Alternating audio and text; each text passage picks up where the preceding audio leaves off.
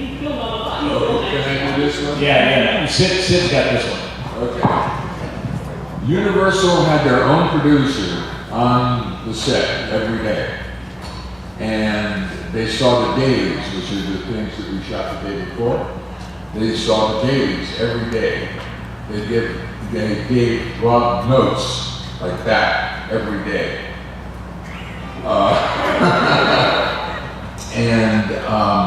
Film got put together, they started screening, and the survey cards were coming back great. People either loved it or they hated it, which is what you want. You don't want to show somebody a film and they go, yeah, okay. So Stacy Schneider, who was the head of Universal Studios, one of the most powerful studios in the country, said, maybe I should go to one of these screenings. And Rob said, yeah, sure, we're doing one tomorrow night, and wherever the hell, come on down.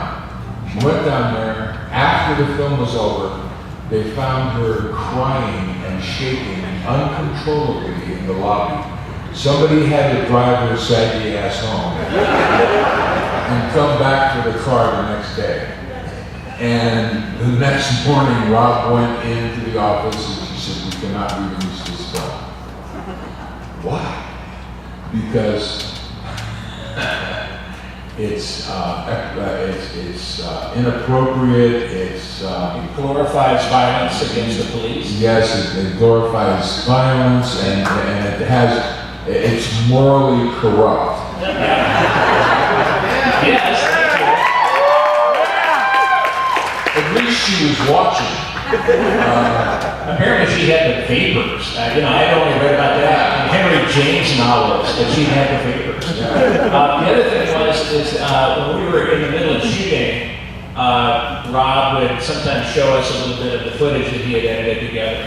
And I remember him showing me and, I don't know if it was Karen Black, I think she was there, so maybe it was me, or who else it was, but he showed us the scene where I'm like standing there with a gun pointed at poor Walton Goggins. And the camera pulls back and it's literally 40 seconds, maybe almost a minute of silence. And then of course, poor Walter gets it. But that really, that turned out to be the heart of the movie. That's the dramatic heart of the movie. And that was the first thing Universal wanted to cut out. They said, oh no, we can't have that. And Rob said, he fought for it. And they said, hit the road. Now, and we wanted. The film is now on the shelf. All of a sudden they start shopping it around again, and MGM wants to pick it up. Rob was doing one of those MTV stars, interviewing stars shows, whatever the hell that was called, okay? And he was talking to Ben Affleck about Affleck's new picture. And Affleck said, forget about that. Daredevil. Huh? Daredevil, yeah. Forget about that. What about your film? And he said, well, it wound up on the shelf, but we have somebody else that's interested in it now. Who? MGM. He said, well, if Universal thought it was morally corrupt, how come MGM wants it? And as a joke, and you could hear the whole crew laugh when he said this, okay? He said, well, I guess MGM doesn't have any morals. The next morning, they sent a troop of stormtroopers into the art department, and they literally shredded everything that had House of a Thousand Corpses on it. And I know that for a fact because my daughter-in-law was in the art department at MGM at the time. Yeah, they gave him the boot. It took about 3 years of wandering in the wilderness until a friend of Sid's and mine, a woman named Shayla Johnson, who had seen the screening of House of a Thousand Corpses and also was working for a guy named Peter Block, head of movie production at Lionsgate. And Shayla said to Peter, "You've got to see this movie." And Peter screened it and made a deal. He loved it. Lionsgate He made a loved deal. it to the point where he put his job on the line. Wow. Because the execs at Lionsgate said, if this thing is a flop, you lose your job. He said, I'll put my job on the line. House of a Thousand Corpses made its money back the first day.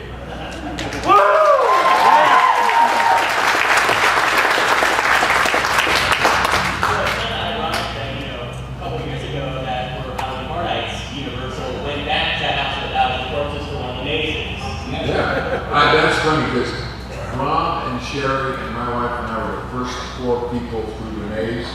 And the guy that was playing Captain Spaulding jumped out to scare people coming through, and he came face to face with me like, holy shit, and he jumped out.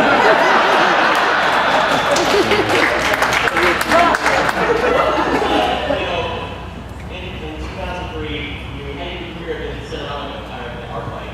What was that like, finally getting to see it come up on the big screen and all of that premiere? Well, it was awesome. I almost couldn't make it because I was working on an HBO show called Carnival at the time. Way out in East Jesus, Chatsworth, the desert beyond Chatsworth, California. And I remember the director, Rodrigo Garcia, was sweating me. I said, can I get out of here early? And he was like sweating and finally let me go. And, tore back into town and, we walked the red carpet at the ArcLight. It was a great experience. It was a lot of fun. There was an after party. It was a rockin' good night because it was like, again, after, for me, House of Guns N' Roses playing Otis was like, I hadn't really, had a role that big in a long time. And so it's very frustrating when you think ahead and your whole career is kind of poised, waiting for this thing to happen, and then it doesn't, and doesn't, and doesn't. So for me, it was very exciting just because it was really, as much as I love the movie, it was also so much relief. Everything is finally Finally, somebody got to see it. Yeah. And we loved, by the way, a shout out to Dennis Fimble. Yes. Who played Grandpa. The poor guy never lived to see the film. That was sad. And of course Karen Black, Nat McRory. There were some great characters in there in that movie that really made it such a wonderful movie. That we had such fun working with. Yeah. And somewhere around here is Michael J. Palmer. I think he might be headed in the wrong direction to the 10th. He might be at snow camp by now, I don't know. The menu was in House of a Thousand Corpses, right? Oh yeah, that's great. Anybody see the menu to the DVD menu, yes. Well, there's a couple of interesting things about that. First of all, I had this 12 pages of dialogue that I got at midnight the night before we were supposed to start shooting. So I came into Rob first thing in the morning and I said, I can't remember all this shit. And he goes, do you have the high points? And I said, well, yeah. So he said, he handed me a jelly donut and a pornographic magazine and said, go. And at one point, Bill and Sherry and I were standing around talking about Tiny. And I told him a mush-mouth motherfucker or something. And Bill said, well, at least he got stump broke. And Sherry looked at me in all honesty and innocence and said, what's stump broke? And I said, well, before you get your first piece of ass, you got to practice on something. And he just never gave up the stump. And that's how Tiny Cut the Stump happened. That brings to mind a question. Is there ever going to be a sequel to House of the Cards? To Devil's Rejects? No. Why not? Because we're fucking dead!